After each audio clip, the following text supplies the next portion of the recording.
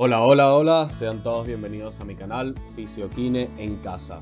Si quieres aprender un poco sobre lo que es la anatomía, en este caso te tengo lo que correspondería a la osteología, artrología e imagenología del cráneo. Te invito a ver mi canal, te invito a disfrutarlo y vamos a empezar. El esqueleto del cráneo está compuesto por 22 huesos planos, derivados de los núcleos óseos de las 12 primeras metámeras embrionarias, pero profundamente transformadas debido a la especificidad de su función, por un lado conformar la caja craneal y por el otro el macizo facial. De todos modos, estos 22 huesos planos los voy a ir explicando en el transcurso de esta diapositiva. Tenemos este hueso con el número 1, es el hueso occipital.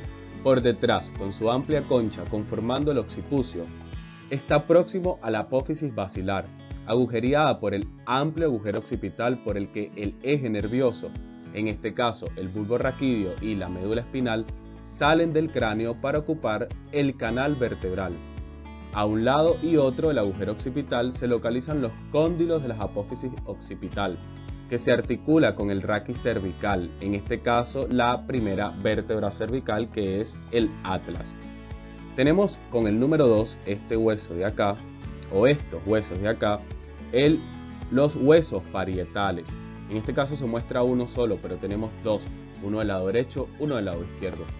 Son placas pares y simétricas, conforman la parte superolateral del cráneo y se articulan por detrás con el hueso occipital. Tenemos el hueso frontal con el número 3, este de acá adelante. Es una amplia concha impar y media, conforma la frente y está articulada por detrás con los dos huesos parietales, y por delante de este hueso, del hueso frontal, presenta las cavidades orbitarias, estas de aquí, prolongadas por detrás por la parte superior de la órbita. Estos cuatro huesos, el occipital, los dos parietales y el frontal, conforman la bóveda craneal, la caja craneal. También tenemos el hueso etmoides, que sería este, con el número 4. Es un hueso par y medio que se localiza por detrás de la parte central del hueso frontal y que constituye la mayor parte de las fosas nasales. Su parte superior, la lámina cribosa, cuyos agujeros dejan pasar, por así decirlo, los cables sensoriales de los bulbos olfatorios correspondientes al órgano del olfato. Tenemos este hueso de acá, que es el hueso esfenoides, impar y medio, que forma con su cuerpo la unión entre el hueso etmoides y el hueso occipital por su parte de atrás. Es el hueso más complicado de la base del cráneo por toda su anatomía propia. También tenemos el hueso temporal. Está a cada lado, con su porción. Está a cada lado quiere decir que hay dos huesos temporales. Con su porción escamosa, la parte de arriba, la porción escamosa, viene siendo parte también de la caja craneal. Recordemos que la caja craneal está conformada por el occipital, los dos parietales, el frontal y la porción escamosa de los huesos temporales también forman parte de la caja craneal. Y por la porción petrosa, la de abajo, la de aquí abajo, se llama porción petrosa, la base del cráneo. Tenemos por otro lado el hueso palatino, es este hueso de acá, situado a cada lado. Este se articula con la apófisis pterigoides del hueso esfenoides. De este hueso se articula en este lado con el hueso esfenoides. El hueso palatino, el número 7, completa la formación de las fosas nasales y del paladar. Por otro lado tenemos el hueso cigomático con el número 8, situado a cada lado, el cual completa la órbita y forma el esqueleto del pómulo. Sería esta órbita para formar todo el esqueleto del pómulo. Tenemos los dos huesos propios de la nariz que forman simétricamente el tabique nasal óseo. En este caso en la imagen correspondiente al número 9. Tenemos el hueso maxilar con el número 10, el cual forma el suelo a cada lado en la casi totalidad del macizo facial. Y por último tenemos la mandíbula con el número 11.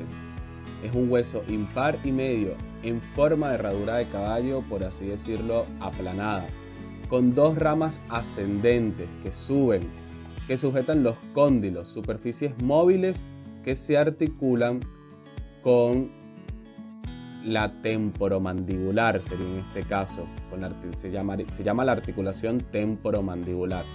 Entonces, recapitulando un poco, tenemos el número 1, el hueso occipital, el número 2, los dos huesos temporales, el número 3, el hueso frontal, que conforman la caja craneal, el número 6, los dos huesos temporales, que su parte superior también conforma la caja craneal. Por otro lado tenemos los números 4, que sería el etmoides, el número 5, que sería el esfenoides, el número 6, que serían los huesos temporales, 4, 5, 6, los huesos temporales, el número 7, que sería el hueso palatino, el número 8, que sería el hueso cigomático, el número 9, los dos huesos propios de la nariz, el número 10, el hueso maxilar, y el número 11, el hueso mandibular. El 1, el 2, el 3 y la parte superior del 6 conforman la caja craneal. El resto conforma el macizo facial. Tenemos que el cráneo puede dividirse en neurocráneo, que protege al encéfalo, y el viscerocráneo o esplacnocráneo, que corresponde al esqueleto facial. El límite entre ambas regiones está situado en la nariz nasal y se extiende por el borde superior, por acá, por el borde superior de las órbitas hasta el meato auditivo externo, este de acá. El cráneo, como constituyente del esqueleto óseo de la cabeza, alberga el encéfalo, es decir, al cerebro, y los órganos de los sentidos. Por eso hablé en la diapositiva anterior un poco de pues si es el orbital, del sentido de la visión, del olfatorio, el sentido del olfato, el sentido del gusto. Entonces, órgano tiene referencia a los órganos de los sentidos y da soporte estructural a la cara, es decir, la parte facial. Y contiene los tramos iniciales de los tractos gastrointestinal por un lado y respiratorio, con la boca, la nariz, la faringe, correspondería a los tractos iniciales gastrointestinal y respiratorio, la faringe, la laringe. La diversidad de sus funciones determina la forma y características especiales de todas sus partes. Entonces, recapitulando un poco, tenemos en la imagen con la posición amarilla, color mostaza, tenemos que el cráneo sería el neurocráneo, ¿sí?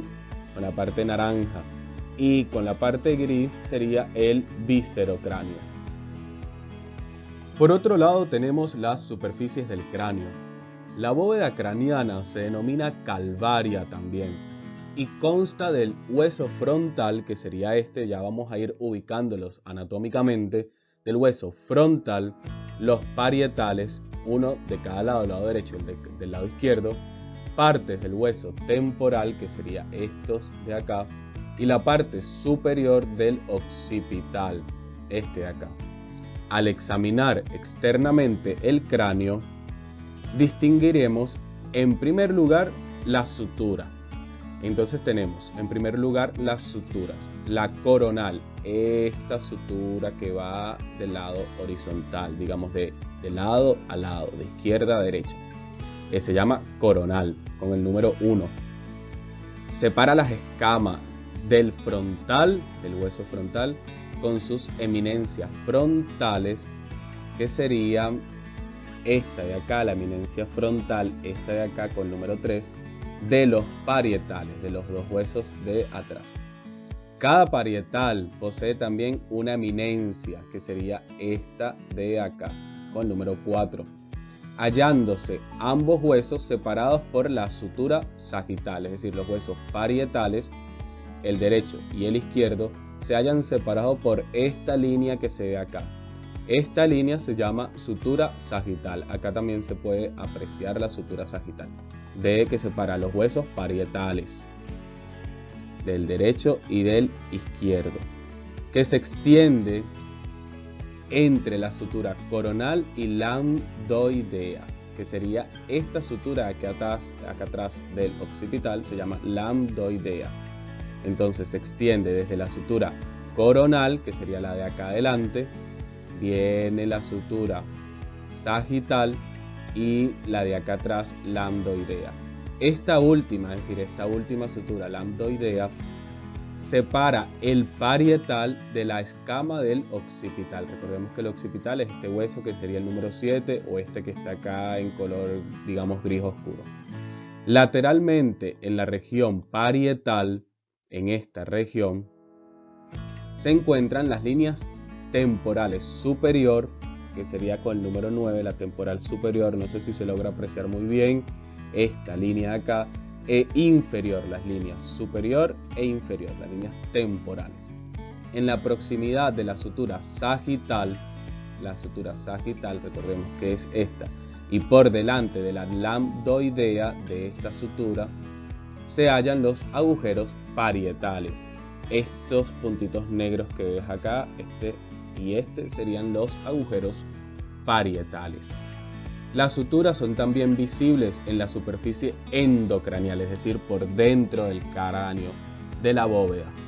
Al seccionar los huesos se pueden distinguir la tabla externa, que sería esta tabla de acá con el número 11, esta línea, el diploe con el número 12, digamos en el medio de los dos, y la tabla interna, en el medio de la tabla externa y la tabla interna se encuentra el diploe.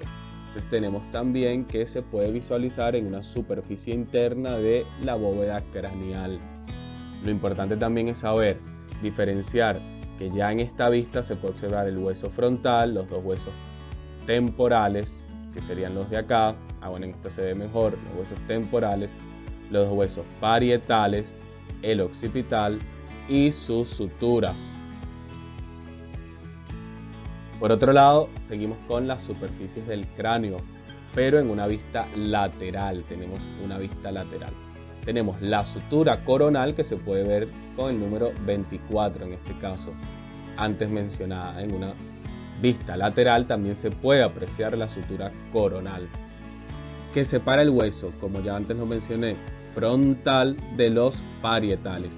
Y se continúa con la sutura esfenofrontal, continúa por acá, y esta sutura con el número 25, si se aprecia más o menos bien, sería la sutura esfenofrontal, que separa el ala mayor del esfenoides, que es este hueso de acá, del frontal. La sutura esfenoescamosa, que sería esta de acá atrás, sería la sutura esfenoescamosa con el número 32. Separa dicha ala de la escama temporal. Tenemos por otro lado la sutura fronto-cigomática, que sería esta sutura de acá, el cigomático, fronto del hueso frontal, cigomática del hueso cigomático. Esta sutura sería la fronto-cigomática con el número 27. Tenemos la cigomático maxilar. Recuerden que sus nombres también de las suturas como que sería la división de los huesos, con qué huesos se van dividiendo. Entonces en este caso con el número 28 sería la cigomático maxilar con el hueso maxilar. La temporocigomática, entonces nos vamos al hueso temporal y el hueso cigomático. Entonces esta con el número 29 sería la sutura temporocigomática. Tenemos también la sutura frontomaxilar. Si decimos frontomaxilar nos vamos al hueso frontal y a el hueso maxilar. Entonces sería con el número 30 esta sutura que se ve acá, esta línea, la sutura frontomaxilar. Y nasomaxilar con el número 31, con el hueso nasal y el hueso maxilar. Esta sutura, esta línea negra que se ve acá, sería la sutura nasomaxilar. Separa los huesos como indican cada nombre. Entonces es importante también saber reconocer dónde está ubicado cada hueso para saber el nombre de su sutura. o de las suturas que unen estos dos huesos. El hueso temporal se halla separado del parietal por la sutura escamosa, que sería este de acá. Entonces tenemos acá el hueso temporal, la sutura escamosa, toda esta línea sería la sutura escamosa con el número 33, la cual se extiende al proceso mastoideo y separa las porciones escamosa y petrosa, como antes le nombré, del temporal, a cuyo nivel, en este caso, recibe el nombre de sutura petroescamosa por su límite. Entonces viene siendo parte de acá, va pasando y sería sutura petroescamosa, la de por acá, que sería la región petrosa. Esta sutura viene siendo la sutura petroescamosa, que es una prolongación de esta sutura de acá. La sutura lambdoidea también se puede apreciar en una vista lateral, entonces la podemos ver en esta parte, un poco de su sutura lambdoidea con el número 35, que separa los huesos parietales del occipital. Y una pequeña parte del ala mayor del esfenoide se extiende hasta el hueso parietal, del que la separa una sutura esfenoparietal. Entonces esta ala de acá, si la vemos, sería esfenoparietal, esta sutura de aquí.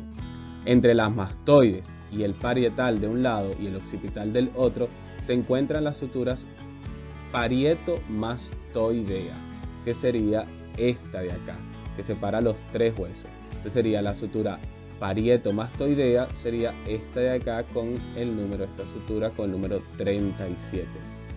Y occipitomastoidea sería la otra sutura, que también la vemos reflejada con el hueso occipital. Occipitomastoidea sería esta con el número 38. Entonces tenemos la parietomastoidea en la parte superior y la occipitomastoidea en la parte, digamos, medio lateral. Tenemos o continuamos con las superficies del cráneo, pero ahora en otra vista, en una vista posterior del cráneo, que también se pueden apreciar algunas suturas. En la visión posterior del cráneo se pueden distinguir los dos huesos parietales, que sería este y este, entre los cuales se observa la sutura sagital, que sería esta sutura de acá, esta sutura, la sagital, con el número 2 en este caso, o esta sutura es la misma, la sagital, separando los huesos parietales antes mencionados, entre los cuales se observa la sutura sagital, como ya lo nombré, la sutura lambdoidea, que sería esta sutura de acá, o esta sutura con en la parte superior del gris, con el número 3, lambdoidea, que separa los dos parietales del occipital. Es reiterativo, lo sé, pero para que quede claro, la sutura lambdoidea es esta, separa los dos parietales. La sutura que separa cada parietal se llama sutura sagital. Y tenemos también la sutura occipital, que sería por acá, no la sutura, la protuberancia occipital sería esta, con el número 4, la protuberancia occipital. Y tenemos también la protuberancia occipital externa, que sería esta de acá con el número 5. Tenemos la protuberancia occipital, que sería esta de acá, y la protuberancia occipital externa, que hace prominencia con los huesos occipital. Está situada en la línea media y es palpable bajo la piel. Sería esta de acá. Si nos tocamos la línea media en los lados, en la parte externa, podemos palpar esa protuberancia que se llama protuberancia occipital externa. Tenemos también la línea nucal suprema, que sería esta de acá, esta línea de acá, digamos a un costado, la línea nucal suprema, que forma un arco cóncavo, es decir, forma esta característica así, un arco cóncavo caudalmente hacia abajo. Por encima de aquella protuberancia más abajo se distingue la línea nucal, que sería esta con el número 7, que sería la línea nucal, en este caso la línea nucal superior, que se extiende transversalmente a nivel de la protuberancia, y más abajo aún se halla la línea nucal inferior, que sería este de acá con el número 8, cuyo origen suele ser lo más o menos bien desarrollada con la cresta occipital externa, sería acá. Esta sería la cresta y él va originándose hasta llegar a la línea nucal inferior, desde la que se dirige el foramen magno, que después lo vamos a ver un poco más adelante en una radiografía. A los lados del occipital sobresalen los procesos mastoideos. ¿Cuáles serían los procesos mastoideos? Esta protuberancia que se ve acá, porque recordemos que tenemos los procesos del lado izquierdo y del lado derecho, que son parte del temporal y que están separados del occipital por la sutura occipito-mastoidea, que en una vista posterior también se puede ver, como lo mencioné en la diapositiva anterior. Esta, con el número 10, esta línea que se ve acá es la sutura occipito-mastoidea vista desde una vista posterior. Una sutura petroescamosa también se puede apreciar en esta vista posterior, sería la petroescamosa. Esta de acá adelante sería la sutura petroescamosa. Puede ser total o parcialmente visible en el proceso mastoideo, indicando que en su origen la mastoide se forma de las partes escamosas y petrosas del temporal. También tenemos que en la región de la sutura occipito-mastoidea, que sería occipital, te ubicas en el hueso occipital, mastoidea de este lado, como ya antes la nombré con el número 10. Recuerda que los nombres de las suturas vienen en relación a los huesos que las unen. Se halla el agujero mastoideo. Se puede apreciar un poco mejor en esta de acá arriba. Este punto negro, digamos, acá lo separa un poco el punteador. Este punto negro sería el agujero mastoideo. ¿Por qué es importante? Porque da paso a la vena emisaria mastoidea. En la parte interna de las mastoides se observa la incisura mastoidea. En la parte interna de la mastoide, vamos a las mastoides y la podemos apreciar de este lado como una sombra que hace la imagen. Pues el número 14 viene refiriendo parte a la incisura mastoidea. No nos olvidemos que tenemos del lado derecho y del lado izquierdo también. Y medial a ella el surco de la arteria occipital. El número 15, si se logra apreciar, tenemos otra línea que sería medial, un poco más hacia adentro. A esta tenemos la arteria occipital. También en una vista posterior se puede apreciar los orificios parietales. Nos vamos a los huesos parietales y podemos ver los orificios parietales. Entonces tenemos el hueso parietal y tenemos un puntito acá, otro puntito acá. Estos son los orificios parietales.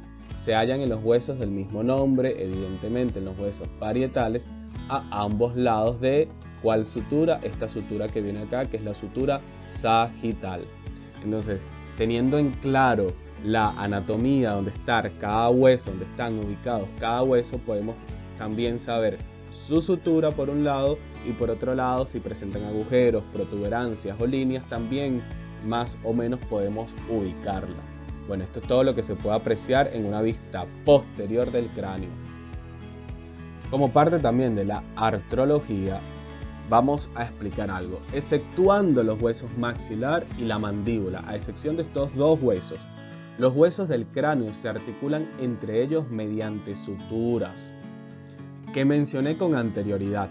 Todas las suturas que nombré, si los separamos, vienen siendo parte de la artrología del cráneo.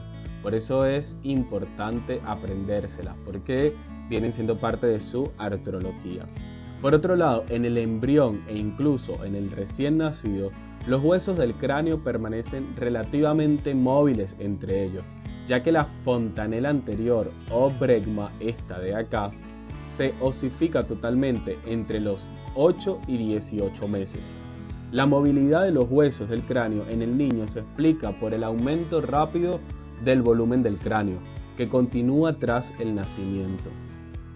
A continuación, el nacimiento óseo, el crecimiento óseo, puede acompañar al del cerebro hasta la adolescencia, periodo en el cual el cráneo adquiere su desarrollo definitivo.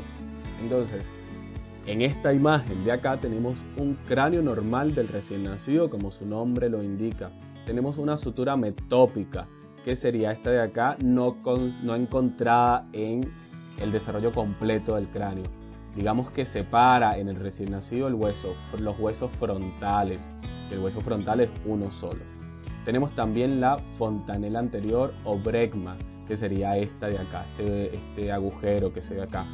Tenemos una sutura coronaria, que en este caso se ve también separada, pero recordemos que es una sola sutura coronaria.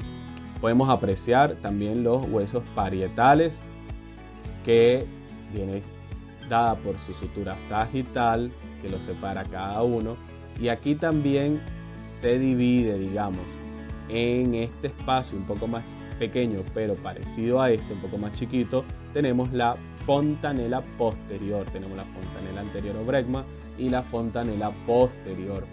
También se logra apreciar la sutura lambdoidea, que sería esta de acá, y el hueso occipital. Reitero, es muy importante saber las suturas del cráneo, muy importante saber los huesos del cráneo, así sabemos medianamente el nombre de sus suturas, porque esta viene siendo parte de la artrología. Había mencionado anteriormente que la artrología del cráneo se realizaba mediante suturas a excepción de la articulación temporomandibular. Las articulaciones temporomandibulares del lado derecho y del lado izquierdo tienen una importancia vital, ya que sin ellas no se puede comer. El hueso maxilar inferior se articula con la base del cráneo por dos articulaciones de tipo condilio sinoviales, localizadas justo por delante y por debajo del conducto auditivo. La mandíbula, cuyo cuerpo, sería esta la mandíbula, cuyo cuerpo aquí con el número 1, tiene una forma curvada que recuerda la herradura de un caballo, como antes mencioné. Contiene en su borde superior, este es el borde superior, el arco alveolar inferior, sería este arco alveolar inferior. También en su parte posterior se prolonga arriba y atrás por dos ramas ascendentes. Esta sería la parte posterior con el número 4 y se prolonga arriba y atrás por dos ramas ascendentes que terminan en un cóndilo acá. Sería esta la parte final donde está el número 5, sería el cóndilo, sujetado el mismo por una zona retraída que se le llama el cuello. Sería este con el número 6, por delante del cóndilo. Las ramas ascendentes finaliza en la apófisis coronoide, que sería esta con el número 7. Las ramas ascendentes finalizan allí. Los movimientos de la mandíbula son complejos. Un movimiento de apertura, vamos a representarlo ahora, vámonos a las letras de acá abajo. Un movimiento de apertura representado con la letra A hacia abajo, como diciendo la vocal A, que permite introducir alimento, entre las arcadas dentales. Un movimiento de cierre, que sería con la letra C hacia arriba, que permite alcanzar los alimentos y sobre todo masticarlos. También tenemos otros movimientos. Un movimiento de lateralidad, que sería representado con las flechas L hacia la derecha y hacia la izquierda, que permite deslizar la superficie de los molares inferiores sobre la superficie de los superiores, como si se tratase de una rueda de molino. ¿Con cuál fin? ¿Con cuál objetivo? Pues el de aplastar y moler los alimentos. Por último, un movimiento longitudinal en sentido antero-posterior, de avance, que sería este de acá hacia adelante, y de retroceso hacia atrás, que puede combinarse con los movimientos de lateralidad para realizar mejor y lo mejor posible el movimiento de moler circular entre los molares. Es importante destacar que todos los movimientos no poseen ejes fijos, como los movimientos de flexión, extensión, abducción, rotación interna y rotación externa. Hablaba en mi video anterior de generalidades anatómicas en el apartado de planos y ejes. De todos modos, en la parte superior del video les va a aparecer para redireccionar hacia el video anterior. En este apartado de imagenología tenemos una pequeña actividad. Esta es una radiografía y la idea es ir reconociendo ciertas partes. Podemos ver la sutura sagital en este lado. También se puede apreciar el techo de la órbita. lo que corresponde al seno frontal, el tabique nasal, el maxilar. De todos modos, te invito a ponerle pausa al video, buscar otras partes que se puedan apreciar y en la siguiente diapositiva vas a obtener cierta respuesta, cierta guía de lo que se puede encontrar en el cráneo en su proyección póstero-anterior. Esta es una radiografía, como bien lo indica la imagen, de la proyección póstero-anterior. En este apartado también podemos ver la respuesta, por así decirlo, de la imagen anterior para que nos ubiquemos muchísimo mejor. Te invito a ponerle pausa y a comparar tus respuestas. Lo mismo vamos a hacer con esta actividad. Tenemos un cráneo en su proyección lateral. Acá te puedo decir que se puede apreciar la sutura coronaria, la lámina externa, la lámina, lo que corresponde al diploide, y la lámina interna también antes mencionada. Tenemos también el hueso cigomático por este lado. Te invito, como en la lámina anterior, la que sigue estaría en teoría la respuesta. Ponle pausa al video, establece también las estructuras anatómicas antes mencionadas en el transcurso de todo el video para ver si en la radiografía logras identificarla. Aquí estaría lo que correspondería a la mandíbula. Como bien se dijo, ponle pausa, compara tus respuestas, están bien explicadas en lo que correspondería la toma anterior. Igualmente tenemos aquí como modo de actividad el cráneo posterior en una proyección llamada de Thumb. Tenemos la sutura lambdoidea, se puede apreciar en este lado toda la sutura lambdoidea. La protuberancia occipital también se puede observar. El agujero magno es muy importante, esto que se ve acá, no lo nombré antes. El agujero magno se logra ver en esta proyección de Thumb, el cual es un agujero a través del cual se establece la continuidad del sistema nervioso hacia el raquis. También es bastante bueno apreciarlo. Ponle pausa, logra identificar otras estructuras anatómicas y en la siguiente diapositiva se estará dando la respuesta. Aquí estaría la respuesta. Revisa si está similar a lo que colocaste, si acertaste muchas. Aquí estaría lo que sería la respuesta de la proyección de Thumb. Tenemos como imágenes extras estas imágenes que están coloridas, están bien dadas, la mandíbula, tenemos el hueso temporal, el hueso esfenoide sería el parietal. También colócale pausa, ve la estructura, analízala, entiéndela. Te doy otra imagen, una cara, lo que sería lateral, un cráneo pintado desde su vista lateral, como su nombre lo indica, para que logres identificar ciertas estructuras que en el transcurso del video se han nombrado. Tienes otra imagen, en este caso sería una vista lateral. También puedes verla, puedes apreciarla. Coloqué estas imágenes porque están bastante buenas, bastante ilustrativas y nos ayuda a comprender un poco mejor. Te invito igualmente, como anterior, a ponerle pausa y a aprender, analizarlas. Todo lo que es hueso occipital, parietal, hueso frontal, el esfenoides, a darle con todo, el hueso cigomático, lo que es la mandíbula, el hueso maxilar. Aquí tenemos otra vista, se puede observar que es el cráneo de un adulto en una vista posterior. Igualmente el cráneo en un adulto, esta sería la vista posterior y este sería en una vista superior. Se puede observar la sutura sagital, por ejemplo, la sutura coronal, se puede observar en este caso la sutura lambdoidea, se puede observar acá la sutura sagital. Esta, repito, es un cráneo de un adulto en una vista posterior y este es igualmente el cráneo de un adulto en una vista superior. Esto sería en una vista lateral.